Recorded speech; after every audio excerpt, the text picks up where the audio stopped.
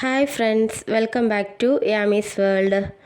ഇന്ന് നമുക്ക് വെള്ളക്കടല കൊണ്ടൊരു മസാലക്കറി ഉണ്ടാക്കാം.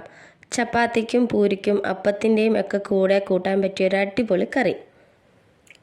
അതിനു മുന്നേ എൻ്റെ ചാനൽ ആദ്യമായി കാണുന്നവർ ഒന്ന് സബ്സ്ക്രൈബ് ചെയ്യണേ. കൂടെ ആ ബെൽ ബട്ടൺ കൂടെ ഒന്ന് പ്രസ് ചെയ്യണേ. ഒരു പാൻ വെച്ച് കൊടുക്കുന്നുണ്ട്. ഇതിലേക്ക് സൺഫ്ലവർ ഓയിലാണ് ഞാൻ ഒഴിച്ചു കൊടുക്കുന്നത്. ബേ ലീഫ്, കറുവപ്പട്ട, ചെറിയ ജീരകം എന്നിവ ചേർത്ത് കൊടുത്ത് വഴറ്റിയെടുക്കാം. അരമുറി സവോള അരിഞ്ഞതും കൂടെ ചേർക്കുന്നുണ്ട്. ഇവയെല്ലാം നന്നായി വഴണ്ടു വരുമ്പോൾ ഒരു വലിയ സവോളയും എരിവിനാവശ്യമായിട്ട് ഒരു പച്ചമുളകും മിക്സിയിലൊന്ന് പേസ്റ്റാക്കി അരച്ചെടുക്കുന്നുണ്ട്.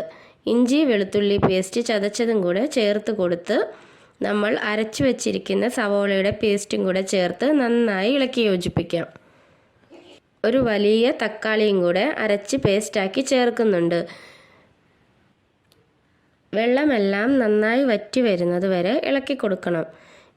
എണ്ണ തെളിഞ്ഞതിന് ശേഷം എരിവിനാവശ്യമായ മുളക് പൊടിയും 1 ടേബിൾ സ്പൂൺ മല്ലിപ്പൊടിയും 1/4 ടേബിൾ സ്പൂൺ മഞ്ഞൾപ്പൊടിയും പിന്നെ ഞാനിവിടെ എടുത്തിരിക്കുന്നത് ചോല മസാല പൊടിയാണ്.